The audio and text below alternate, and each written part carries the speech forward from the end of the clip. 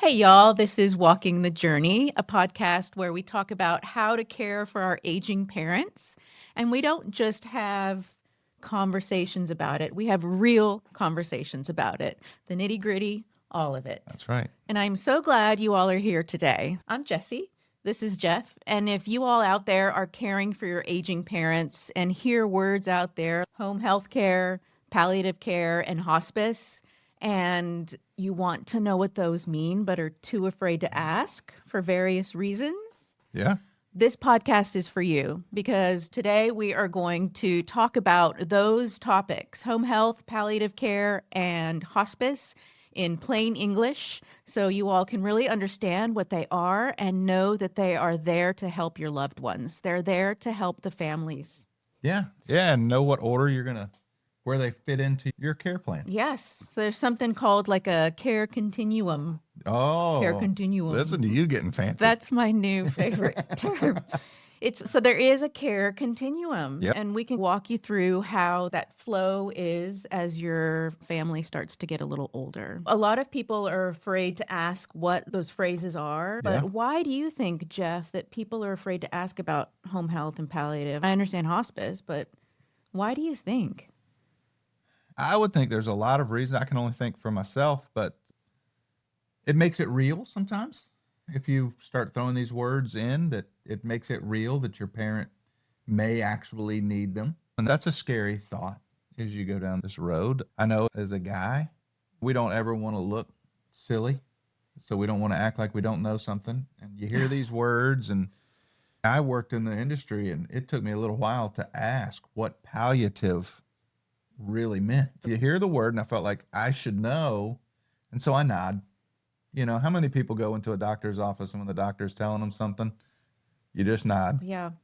And When I heard palliative or I mentioned palliative, everybody's, oh, yeah, palliative. Yeah. There's always such a positive spin on it, but do we really know what it is? yeah, exactly. And do we know what it entails? Like what all's given with home health?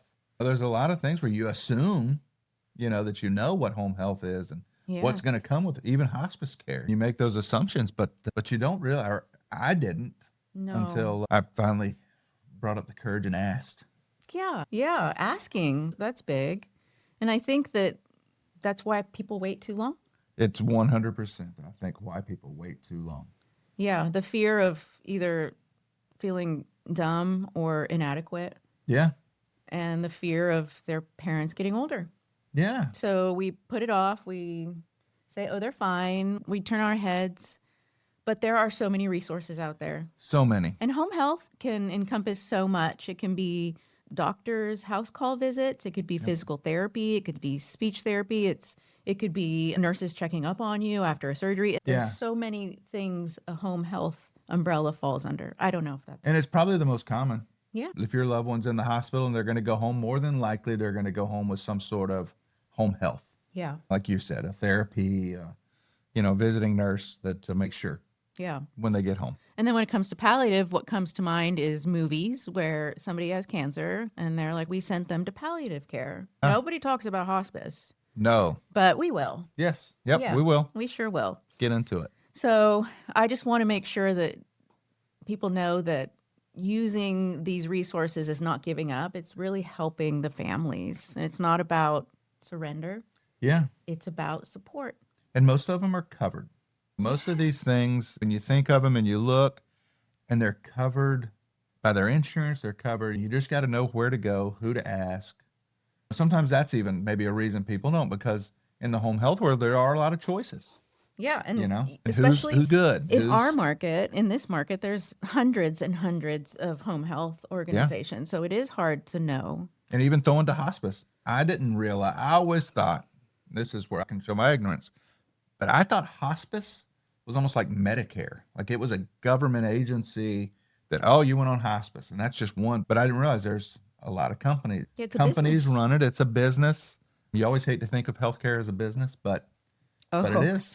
Oh, we cannot get past that it's a business. No. Anyway. And that's, I think we get into that too. It may be an uncomfortable conversation, but I think maybe we talk a little bit about the business side of, because I think that helps people understand decisions that are being made. Yeah.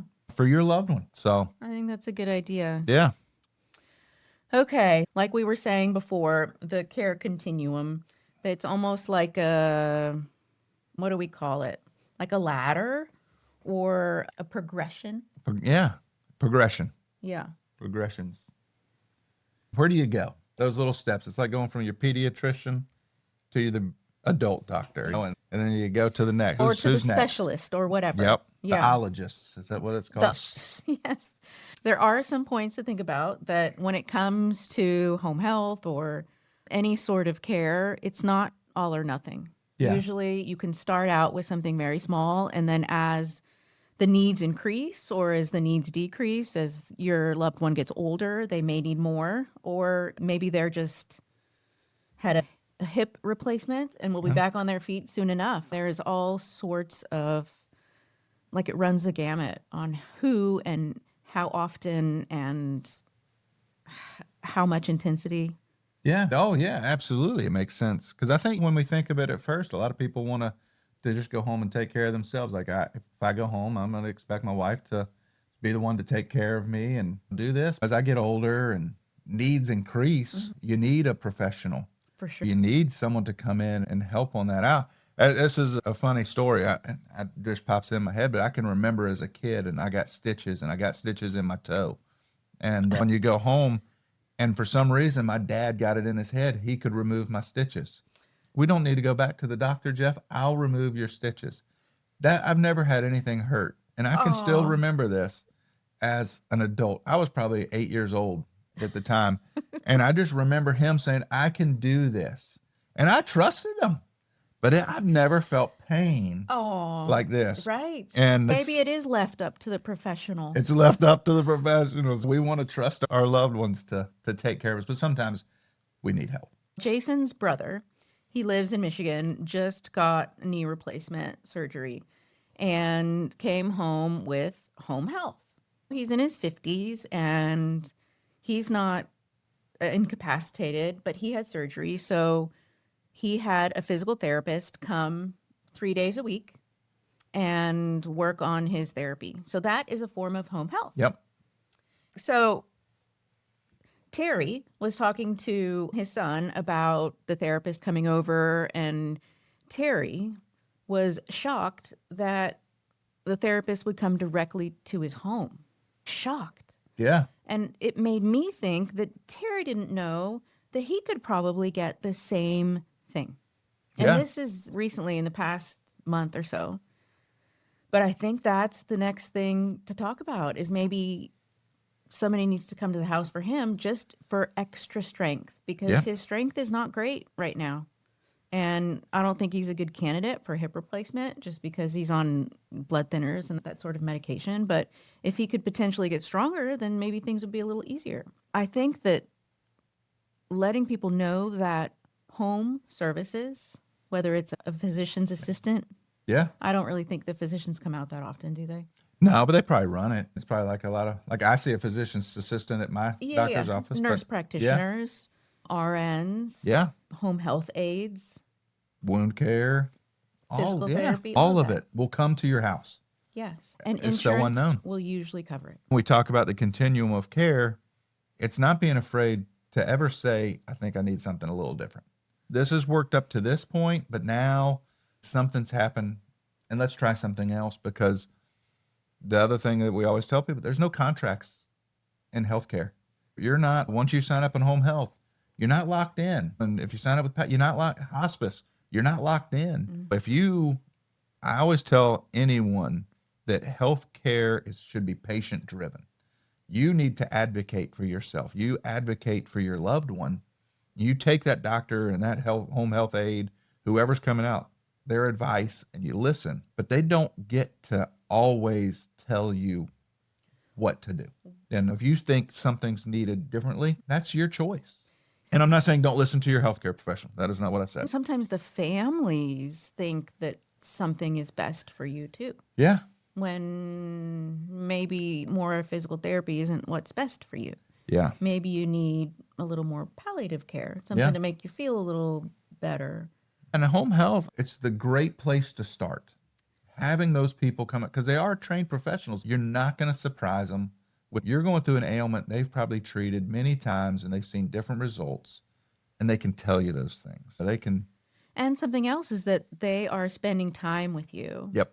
Like they're spending 45 minutes, maybe an hour with you. You can ask them all sorts of questions. Yeah. And they can give you advice.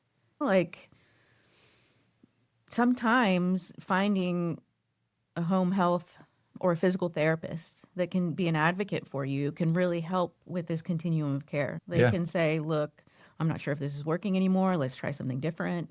They can say, maybe we should move on to hospice or palliative care. This is hurting you more than it's helping you. So they can be really good advocates for you as well for that continuum of care. Absolutely. Yeah. No, and it's one of the reasons why you and I always talked about we should do this, because exactly what you said with Terry, he had no idea. No. No idea. And so many people are out there that don't know what's covered, what's not, what's available to you.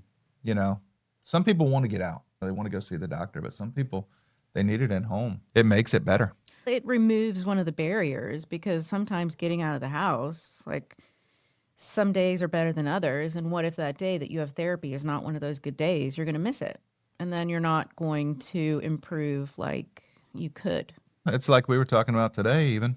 We're in Florida, and it dropped below 40 today. Ooh, it's freezing. I don't want to get out of bed. No. If I'd had an appointment at 9 this morning, I'd have seriously considered it. Yeah. Do I really want to get out there? And that's sad to say. I know people, if they watch this up north, I think it really 39, it was too cold for you. It was cold. But those decisions, those are things that factor in. Oh, absolutely. So we did talk a little bit about home health already. Usually it's after some sort of hospital stay, after a surgery, whether it's a replacement, whether it's a fall from your home and you were sent to the emergency room, spent a few days in the hospital, and now you need some therapy. Yeah. The doctor orders it.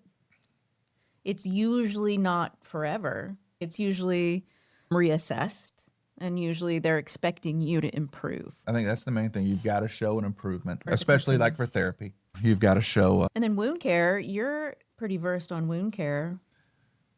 It's more versed than I would like to be because of Mom. What has home care all?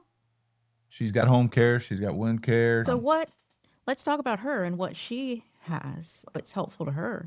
Because Mom's completely bedbound, essentially. She can't do anything on her own. Does she have physical therapy that help her like not atrophy, or does she just atrophy? She just atrophies. She was doing physical therapy, but she had gotten to the point she wouldn't participate. They came out and still say, hey, we can try. And every once in a while, we think Mom's gotten a little bit better. Let's try physical therapy again. But if she won't participate, they've got to show documentation that it's helping. And when she won't participate, and if she doesn't show improvement, it won't. But like she's got home health comes, the nurses. She's also got an at-home physician. The home health, the nurses. So these are RNs that come and check her out. And how often do you know? I don't know. I'm sorry. On this one, once a week. Okay. They'll come once a week and make sure that she's doing okay, because Mom also has diabetes. So for a little while, and when you look at all these things, some home health, when you look at them, you got to make sure some home health will come and give them a shot and some will not. Yeah. Because they don't have the licenses. There's different licenses. Yep. Yeah. So depending on the needs of your loved one, make sure who you're talking to, because, like we said, you're going to mostly get this when you leave a hospital stay. Yeah. And the case manager in a hospital is going to walk into your room and, hey, your loved one's going to be discharged. Here's what we think they need. They need to go home with wound care, then XYZ, home health nurses to come visit, make sure everything's safe. And here's a company that we know. They don't know all the ins and outs of the company. And to be honest, and I know a lot of case managers, and they're great people. Of course. But their job is to get you discharged, to get you home. It's not to sit there and hold your hand and babysit you through the decision-making process. They're there to say, hey, sign on the dotted line. And one of the more interesting things that was told to me is that when you are discharged, 80% of the things they tell you never register, because the only thing you remember is they said, hey, we're going to discharge your mother on January 1st and at 6 p.m. So all you've heard is, okay, January 1st, 6 p.m., I got to be here. Mom's going home. Here's what we got to do. We got to be here at this time. I got to make sure I'm off work. Mom doesn't hear it. My dad doesn't hear it. If we don't hear it, but 80% of the things they tell you out the window, then you're at home thinking, okay, where's that papers? Your sister is a nurse. Yep. So imagine somebody who comes home and knows Nothing. very little about healthcare. Yeah. Like, how are they supposed to know? Yeah, exactly. And what's there? That's why that's when we tough. talk about these, and did you know that, like you had said earlier, that home health, that encompasses all of these things. It encompasses the therapy and the wound care. If you have questions about things like that, please message us or DM us, and we can point you in the right direction, because we do have a lot of resources that are national, and we can at least provide some options that we've had good luck with. We're not paid by anyone, so we're not going to give you advice that's based on money or friendship. We'll walk you through all those things. And like she said, private message if you want to. Yeah. You can leave it in the comments, or you can private however you want. But no, home health, there are so many companies. And one of the things we found with my mom in home health is the importance of the nurse. Yeah. And the aide that comes in, the connection that they make with mom has all the difference in the world, how mom reacts with them. And it doesn't really have anything to do with the abilities of the nurse or the aide. It is, do the personalities mesh? Yep. Yeah. And so a company that is willing to try a few people. Never be scared to ask. Say, hey, my mom doesn't get along with it. And it's not don't always think of it as personal, because this is, while it is personal with your loved one, it's a business decision on your end. Yeah. Because you want it to be successful for your mom. And if she doesn't want to participate because she doesn't like the person, then that's just a waste of time and money, and she's not getting better. No. And to be honest, the home health wants success. They want you to be happy. They want it to be good. So they want to work with you. So never be scared to ask for change. That's really good advice. So I like that a lot. Okay. And then you said a lot of the times it's covered by insurance, which is fantastic. Now, this is all medical stuff. So it has nothing to do with the companion care. So what if somebody needs help cooking and cleaning and tidying up? The home health aides will help a little bit with going to the restroom and showering, but they don't really cook meals, anything like that. So it has to do with the medical, not the room and board. We have to differentiate home health from the private duty companion care, which is usually hourly, and cash pay out of pocket can get a little pricey, but extremely helpful in certain situations. But it is not home health that is truly medical. So there's a difference. Because I think a lot of people do think home health sometimes is 24/7 care. Yeah. And it's not. No. It's not. Most things are never 24/7 care. No. So if somebody is, say, living at home and they just came home from a hip replacement, they need some home health. That doesn't mean that home health person is going to be there for a week straight. Usually you have to bring in some outside help from companion care, private duty home care, and you can dictate whether you need them for 24/7 or 12 hours or 4 hours or just for a bath. So there's lots of options, but that option does cost. And it's a great service if you can afford it. That's not an insurance option for you, but some people can, and it's great to have because it does provide meals and bathing. And sometimes with home health, you can talk to home health too about the bathing part, but they generally don't cook or clean or any of that. Run any errands or just sit with you while the spouse runs out. Yeah, but home health, but you can get all the rest. All, like, the best thing that I've learned is all of it will come to your house. Yep. If it's hard for you to get a loved one out, like with my mom, getting her into a wheelchair and getting her somewhere, we don't have the handicap equipped vans or anything, so we usually have to call a service, and that's scheduling that and everything. But if you can have them come directly to the house, for what it is, it's a great thing. Yeah. And then once that progresses, and I always hope home health works to the point that you don't need it anymore. That's the goal. I mean, when you look at the goals, you look at physical therapy and wound care, it's to get you better. But it's a cycle too, right? Maybe you needed home health for a little bit and then you got better. And then you progress on your continuum. And maybe you just get a little weaker and then you need home health again. And then you can graduate. And it could be a cycle Yep. for years and years, which is awesome. And Yeah. then we get to palliative care and hospice. And some people never get to hospice. Yeah. And that's a shame, really. I agree. And we'll get into this more, but yeah, it is a shame. I think it's just because they're scared of hospice. So palliative. We can start with palliative. Palliative is confusing. And it's scary too. It is a scary, because you always think when it's brought in, oh no. It's close to the end. Yeah, there's no help. There's nothing else we can do. And I just don't think that's the right thought. Maybe it hasn't been educated well enough. I agree. So maybe you can explain palliative care and I can explain palliative care and we'll see if it's the same. all right. Oh, my explanation is not good. It's going to be very Let's see. rudimentary.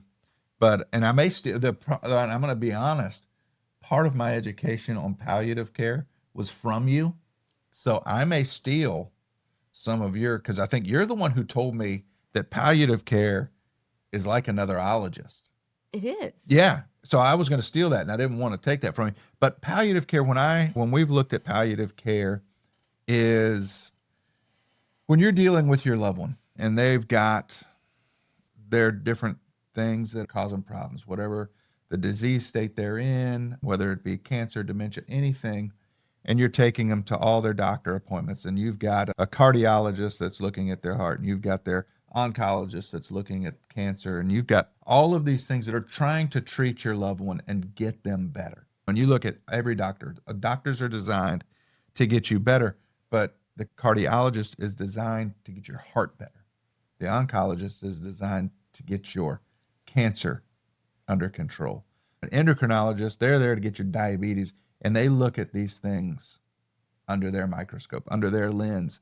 And when we say, hey, you ought to get a palliative care comes in and says, let's do a holistic approach. How are we treating all of this? How are you doing? How is your comfort?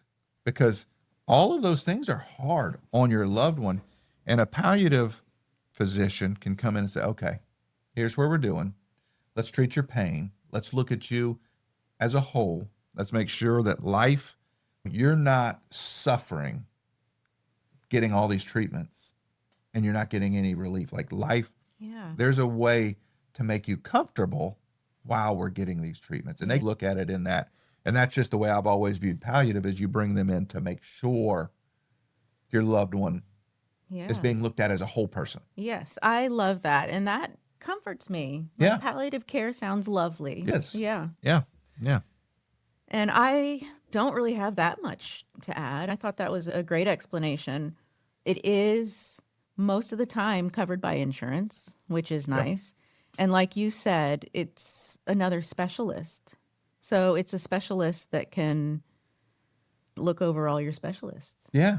So the other thing that I think palliative is so important for is that you can still seek treatments. Like you can still fight cancer and feel good about it. No, I think what you were saying was exactly right. I think that's the misunderstood. What you said is exactly right. You can fight cancer and still have palliative care. You can still be under palliative and still seek all of those doctor care. So I wonder why everybody is not on palliative. Not everybody. Anyone that's got a life-limiting illness on palliative care. You should have a palliative physician looking over your stuff, because you're right. They don't stop you. And because I think some people look at palliative as the same way they look at hospices. They're getting you to the end of life. No. They're wanting to make sure life is comfortable, because it's hard. Yeah. I've never had cancer. I've never gone through cancer treatments. But you talk to people that do it, it's tough. Yeah. The treatments are tough. They're very hard. Yeah. Extremely hard. So even like you were talking to your brother-in-law with a knee replacement, I bet you he'd tell you, I've never had a knee replacement. I bet it's pretty hard. Yeah, it is hard. But everyone should be on palliative.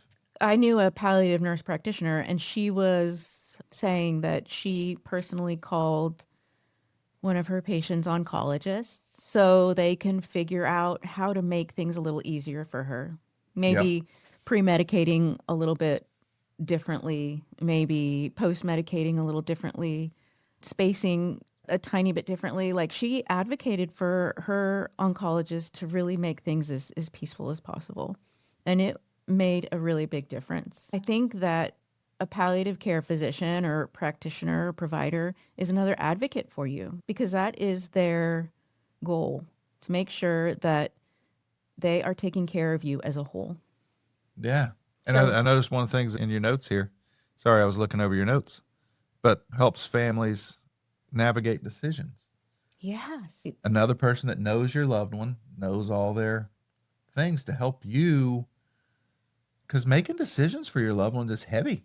There's a lot of weight that goes on your shoulders to make these decisions. And when you look at a palliative nurse practitioner, a palliative physician, to come in and be able to say, hey, as we look at all the symptoms and all the treatments, like you said, let's call the oncologist and let's have a talk with them. Yeah. Maybe there's something we can change in there to help your Yeah. mom or dad do it better. What a great story of palliative care. Sounds comforting. That's the perfect description of why you should get a. And a lot of time they can come to you and or you can reach them by phone. It's just somebody that you can reach out to and have your back. And palliative, even though we separated them, you can do palliative and home health. You don't have to get off of home health to come to palliative. And in fact, maybe somebody is recommended palliative care. A nurse practitioner goes out to see them. That nurse practitioner can recommend home health organizations that she knows and trusts and maybe knows people personally. So they are a wealth of knowledge when it comes to ordering home health or advising whether it's time for hospice or not.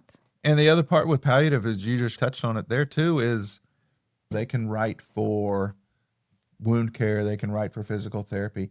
You don't have to go back to or wait or get a hold of your family practice doctor to write for these things. They can write those for your loved ones and get that order right then. Yeah.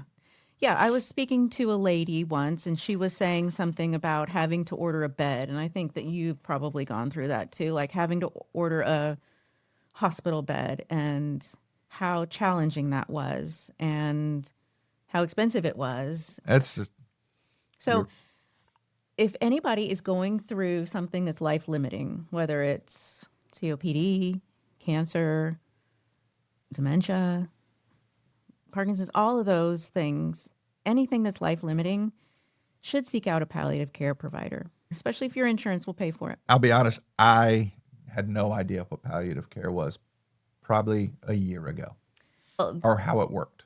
The description that you just gave was fantastic. So Well, maybe we can just help spread the word. because I had no idea. And my mom's in need of Does that. she have a palliative care provider? She does now. She Awesome. does. Because we had looked at hospice for her. Oh, you did? And yep.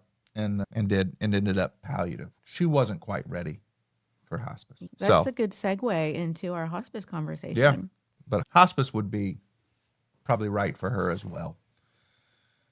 Under what you now I understand as hospice care. Dare I ask, why do you think she wasn't ready? Was it you guys maybe? Or was I think it was like the family. Yeah. Yeah, it was the family. And then they looked at it too as how she would react to hospice care. Because she's still, like I said, she's diabetic and she's got a few other things that she needed. Like she had a wound at that point that wasn't healing. Yeah. And when you say, Yeah, let's explain it because people don't. all right, I'll just say on the business side of it, Yeah. when you go to hospice is going to look at what's it going to cost to take care of your loved one. And they factor all those things in. Like because they've got to now treat the wound. They've got to treat they've got to treat all those things. And if we wanted her to continue on those things, then hospice won't cover it. But palliative is a great option because she can continue Stays on all those of things. those things. Yep. And a palliative nurse practitioner can write for those. We don't have to go in a search. She's got her diabetes doctor. She's got her cardiologist. And then she's got the wound care. She's got foot issues. So she's got a podiatrist. She's got an ear, nose, and throat doctor. Lots of doctors. She wasn't ready. And because of, you hate to say imminent or anything like this, but she's not close to passing in that regard. So in a business decision from like a hospice organization, they look at it as we're going to have to continue this on for this many, for 6 months, unknowing, because there's a lot of patients that a hospice can walk in and say they're not going to last much longer. Mama's not there yet. And in the state that we live in, it is the trajectory of the disease says that they will live 6 months. Yeah. Yep. I know that sounds morbid, but it's important to know. Yeah. The providers are not mind readers, so they don't know if it's going to be 6 months or 6 years sometimes. I know that sounds a little exaggerated, but it's not. We had hospice patients that have been on hospice for 3 years, and they had to have a diagnosis of 6 months. And here they are. Yeah. So one thing I want to talk about when it comes to hospice is that you can get on hospice and then get off hospice. I don't think people understand that you can use hospice to get back on your feet medically. So I used to talk about this, the 2 types of hospices. So it's the resource hospice. I stole this from you too. This is another thing I steal from you, just in case you were wondering. I stole this from somebody else, so don't worry. The resource hospice and then the end of life hospice. So everybody, if I polled 100 people, I bet everybody knows about the end of life hospice, right? Yep. Because that's the experience. If we poll 100 people, I bet most of them will say, yes, hospice comes in at the very end. They have maybe hours or days until they pass. Yeah. And that's not how it goes. We think that's how it is. Yeah. Because that's been our experience, but that is not the hospice benefit. Yeah. Anyway, the 2 hospices, the resource hospice, the end of life hospice. The end of life hospice is amazing, right? Yes. Like it is the highest level of care. Like people will rally around you and care for you and your family like you wouldn't believe. It is beautiful. It is lovely. It is. It's awesome. So we messed up. We were on hospice, but we ran out of storage. We're still finding our way when it comes to this podcast. My little phone just didn't quite have enough storage. Enough juice. Yeah. So if there's any sponsors out there, Apple specifically, that's right, who wants to help donate us to the cause. Anyway, we're going to hop right back into hospice. When our video cut off before, people are like, phew, we don't have to talk about hospice after all. Talk about death. So hospice. I don't know. Everybody gets freaked out. That's what some people call it, the death shot. Uh-huh. Is you'd hear them say, my family member went there and they got the death shot. Oof. The death shot referring to morphine, pain medicine to make them more comfortable, but it has this stigma when it comes to hospice, like it is the death shot. I was speaking to an admission nurse who went to go see somebody. She was going to sign up for hospice. And it was a little old lady, and she came in and she was talking to her, and you could tell the lady was very nervous. And they finally went into her bedroom. She's okay. And she lays down on the bed. She goes, "Are you going to give me the shot now?" She was ready. Poor thing. She's like, "I've been thinking about this for days, whether I should be on hospice or not, because I knew I was going to get the shot." And she's, "Oh dear, this is not how it is at all." No. And that's sad. That's what her thing was once I signed up for hospice. It's what was the Dr. Kevorkian? Do you remember him? Like we're the assisted suicide. Yeah. I think that's still going on up in Canada. Yeah. Anyway, it might be. That's a whole nother subject. We will rabbit hole. Not yet. So let's talk about what hospice is truly. Yeah. And so let's talk about the most basic hospice point. So it is covered by Medicare. Yeah. And most other insurances. Yeah. But it's under Medicare. So that means it has very strict rules and guidelines. Yes. And you have to have 2 physicians. Tell me if I'm incorrect. 2 physicians that are saying that the person has, if you're looking at the trajectory of the disease, the person has 6 months or less before they pass away. Yep. Yeah. Now, it doesn't have to be 6 months. No. It could be less and it could be longer, but just what they think Yeah. It's about 6 months. But we know people who've been on hospice for many months or even years. And then some really are the old hospice where they only get to have that benefit for hours or days, And which we is probably all unfortunate. know someone personally that got a terminal illness that they lasted a lot longer than someone who had the same illness we may have known that passed away much quicker. The disease doesn't listen to the doctors. It runs No, its course. So yeah, definitely. You just got to have that diagnosis. the diagnosis. And the diagnosis could be people think of cancer straight away, Yep. but there are others, heart disease, COPD, Yeah. dementia. People don't realize it, but dementia is a terminal illness. Yeah. It's more and more prevalent. Yeah. It's the one that's we're seeing more and more of Yeah. come Yeah. through. When you mentioned two doctors, and I don't want you to think that you've got to go around searching for doctors, two doctors to tell you're dying. You have that diagnosis, and once the doctor refers you to hospice, our doctor reviews it and either agrees or disagrees. Because sometimes you're not eligible. Our Yeah. doctor may look at it and say, you don't meet the criteria. Okay, so let me explain that too. Yeah. So there's a doctor that, let's say, Craig goes to. I don't know who Craig is. Yeah. But Craig goes to his doctor. Craig was diagnosed with a terminal illness. Let's say it is dementia or heart disease. And he's not doing that well. And he was referred to hospice. Hospice has a provider or physicians that have these set of guidelines that they have to see whether the patient is eligible for hospice or not. Yeah. And so that would be the second doctor. So it's simple. Yep. And you can call hospice to get information yourself too. So you don't necessarily need a physician to say, I think you need hospice. If you feel like you need some extra support, it would be a good idea to call around to some hospices. And Yeah. there's more than one hospice. So hospice is a business. It is a business. And the one thing we hear about is you're going to get us on hospice, and then my loved one's going to pass away. You're going to give them the shot and they're going to pass away. And you look at it from the business side, and you look at it from Medicare's side. Medicare is more concerned that we're going to keep you on longer. Medicare doesn't look at it and say all of your patients are dying shortly, because the business side of it, and you hate to bring business side into this, but I want to dispel maybe a myth that when you're on hospice, we don't want you on hospice as long. That's the opposite. A hospice company is going to make more money the longer we can keep you comfortable, longer we can keep you with your family. It's not a business we're not in the business of speeding it up. No. We're in the business of making sure you're comfortable. And most of the times when we make you comfortable, you live a little bit longer. Yeah. I So- think it was like even a couple of weeks longer. It is, or something yeah. like that. Which is crazy to think. The life expectancy of someone, I think, increases 2 to 3 weeks.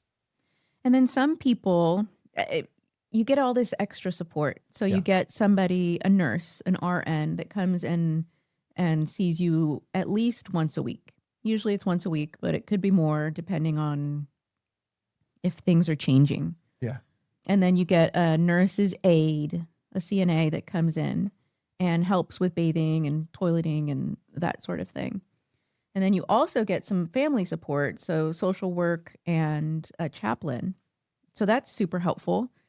So all of that is what you get when there was a point to me bringing all this up, but that's all you get when Yeah, no, it's what we said.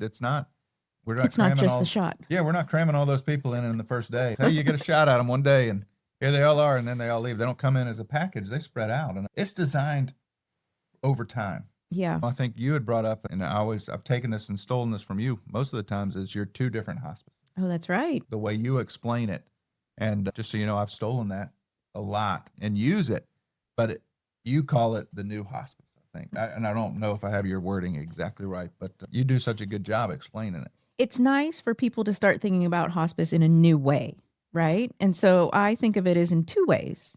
The hospice that we all know, which is the end of life hospice, which is beautiful and comforting and has been helpful to so many families. But that's towards the end of life.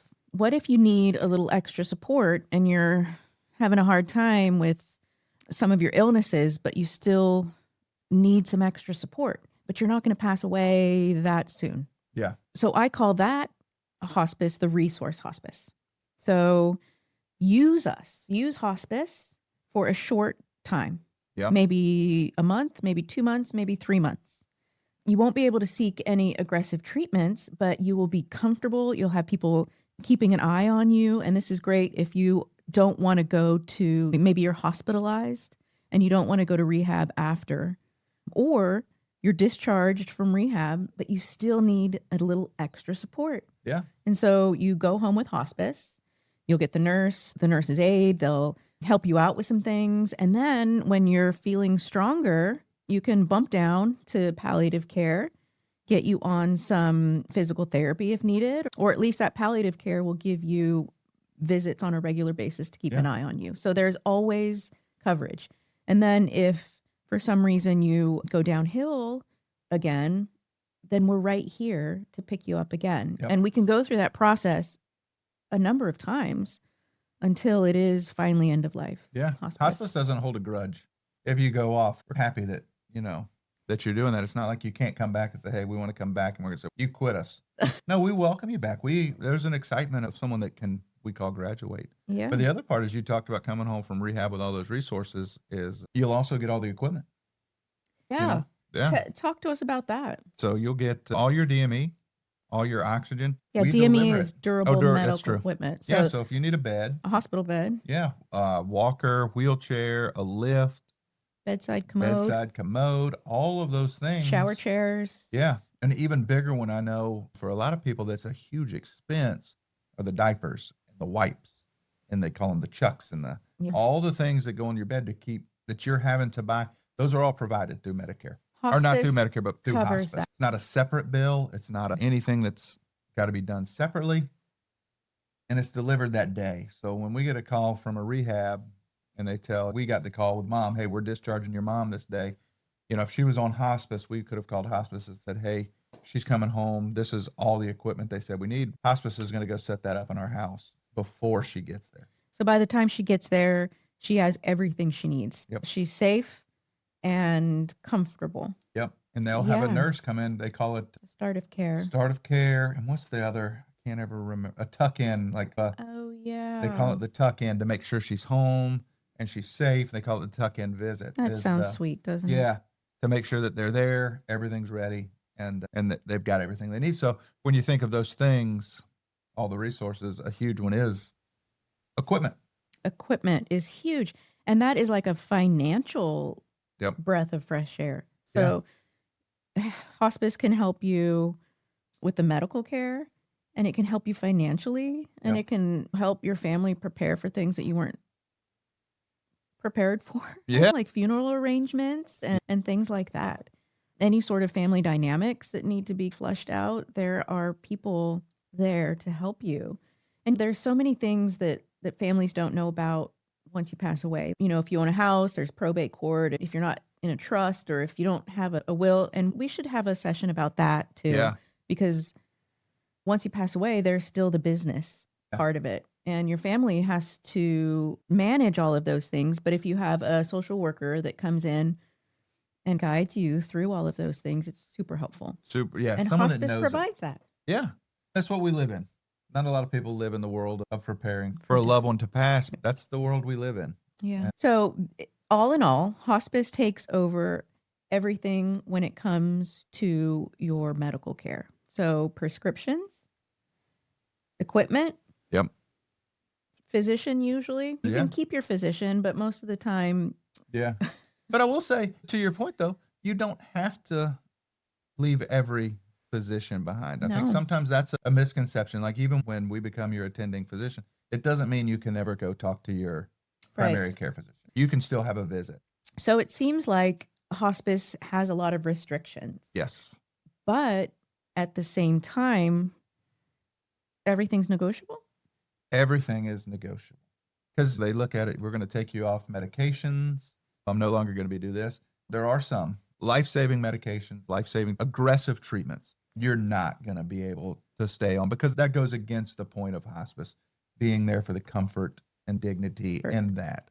But there's also quality of life. And some medications are there to keep you comfortable and to keep your quality of life.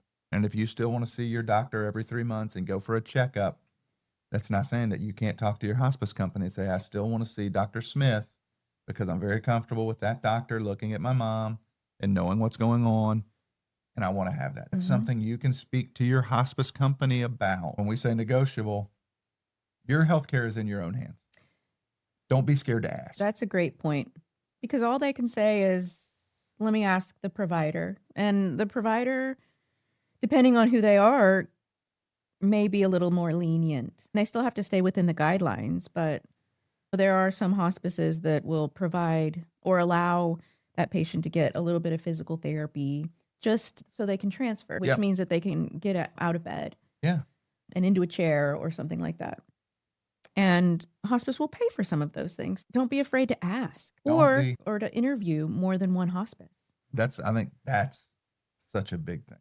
Anything you do in healthcare, don't be afraid to see who's got what. Some hospices specialize in certain things. I know here in our area, the hospices all have different strengths and weaknesses. We've got one that's terrific in hospital. They've got wings in hospitals. So you never have to leave that hospital if your loved one can't transport. They've got care centers all over the city. If you don't want to go home, there's a care center probably close to your house. Yeah. And that's something that is great for some people. And then with ours, dementia care is Mhm. huge. It's the only one with a full on dementia care unit that goes in and gives additional resources, even above and beyond what you and I've talked about. If you've got cancer, you've got heart, that's probably not a big thing for you. Yeah. But You some know, people are really wanting to stay at home stay too, at home. have their pets all around them or Yep. the view that they like. So, depending on what your loved one wants, and then maybe finding out what they want, and then calling a few hospices and figuring out which one can make that happen. Yeah. And that's, yeah, Mhm. interview. Don't be scared to have them all come in and ask hard questions. Ask hard questions. Yeah. And hospice can be anywhere that person calls home. Yep. So if you live in an assisted living community, then hospice would come there. If you lived at home, if you lived in a nursing home, if you lived at your sister's house, That's right. wherever. Yeah. Like, Scary thing is, and then truth is, I know our hospice, we've treated homeless that Mhm. live under a bridge yeah, and they don't have anywhere else to go, but they're on hospice. And I know our nurses, and as sad as that is, that's heartbreaking, but have gone and treated people yeah. that are homeless. So when we say truly, they'll go where you are. It's a scary Mhm. thought that someone's out there homeless on Um, hospice. That's the world we live in, but that'll be a whole nother topic. yeah. But it just to reiterate, it's really is a beautiful service for someone. And we were talking about this just so happened this week when we talk about going off of hospice and going on, as I had a call from one of the nurses at a hospital I call on, and she had mentioned a patient's name and said, he's in here. Isn't he on your service? And he had just revoked. His family had decided to revoke when he went in the hospital. That just means they took him off of hospice Yeah. because he had gone in the hospital and they wanted aggressive treatment. So he had gone into the hospital and their family wanted the hospital to do everything they could, for him. And And hospice, put a pin in that. Hospice is not going to pay for all of those aggressive no, treatments. And so they have to revoke to get off hospice so they can start all yep. those And then again. the hospital can bill for all those treatments Mhm. and aggressively treat your loved one. And then I got the call back, and the family, it sadly didn't work. And the family was wanting To back come back. onto hospice. And so our nurse goes back out and reevaluates, and That's what's lovely about it because exactly. say you're on hospice and there's some trial that comes out and you want to try it, and we will support you. Go Yes. try it. And if we can still follow you, guide you under palliative care, Mm. and then if it works, congratulations. Yep. That is a blessing. And if it doesn't, then we are here. Yeah. Like hospice is there. Yeah, and that's the nice thing. I think your explanation of hospice is so great that the resources are there, and they stay there for, I think it's 13 months after your loved one passes. They stay there for grief counseling, for bereavement. I'm so glad I was able to have some time in hospice, working with hospice, because it really helped me understand what it was all about. My mom is an RN, so she would always talk about hospice. So it was never really as frightening to me. But now that I really understand, I want everybody to know about it Yeah. because it is extremely helpful for the families and the loved ones. And it fits the start of this. We talked about the whole continuum of care, I think is Yeah. what you called it, the big word. And I picked up on that big word and I've used it officially now one time. Good. You move from the home health and the skilled nursing and all those things, you go through them and it's all there. You've got to not be scared to look for help, to understand what the help is, how it helps, how it works, and how it fits into your life and what you're trying to accomplish. So it almost always starts with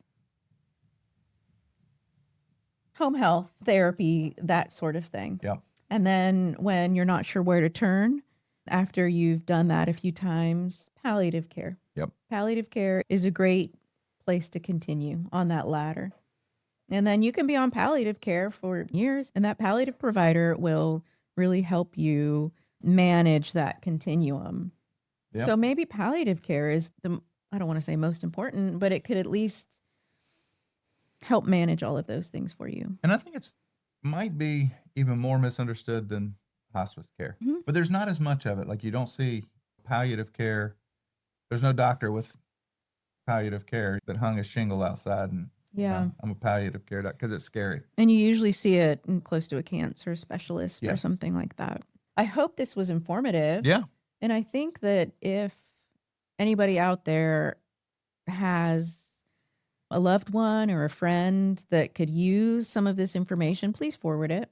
And then if you guys have questions, DM us. If you don't want to put them in the comments, but we are here to answer any of those questions and point in the right direction. And we've got like we've said before, we're not paid sponsors or paid anything. We're not going to direct you to a company because of that. We're just going to give you the information that we have it, the way we understand it and see it. My goal is you got to make this decision on your own. It's empowering people to be in charge of their health care. You got to be in charge of your own health care. Yeah. I think it's very important. Okay. I like this. I know that we've passed hospice and we're saying goodbye, but this one quote, I want to say it because it sounds lovely. So it's hospice often comes too late, not because families don't love enough, but because no one explained it early enough. Yeah. It is nice. I really hope that our explanation of hospice made people a little bit curious, maybe not quite as afraid. And I think that's the main thing. Don't be scared of hospice. No. Yep. Yeah. It is. It's a great service. Truly is a great service. Or I don't think we'd be sitting here talking about it. Yeah. So what else? Is that it? I think that's it. Next week, maybe we'll talk a little bit about, I've got a new challenge for us that I'm working on now. And I'm trying to be, I'm gonna say, I don't want to say it out loud yet because then it's real. Then I've got to do it. Okay. So I'm deciding. I've got a week, I figure, and then next time I bring you in, I'm gonna see, and I'm gonna challenge you, and you're the one, and I blame this on you that I've even thought of this because your No New Year's good deed, resolution. right? Yeah, exactly. Your thing was, I'm not making a New Year's resolution. I'm just going to do something hard. I've challenged myself to do something hard, not a resolution, not like I'm going to lose weight or read 10 books or anything like that. Nothing unrealistic like that. All We'll right. see. I'm excited to hear about Yeah. it. And I may be up for the challenge. I think you'll be up for it more than I am. That's right. not my fear. All right. Stay tuned. Yeah. I'm waiting to see what it is too. Thank you guys for watching Walking the Journey. Please follow us. Again, share this episode if somebody needs to hear it. Comment. Let us know what you're thinking. We'd love to hear from you. Bye, y'all.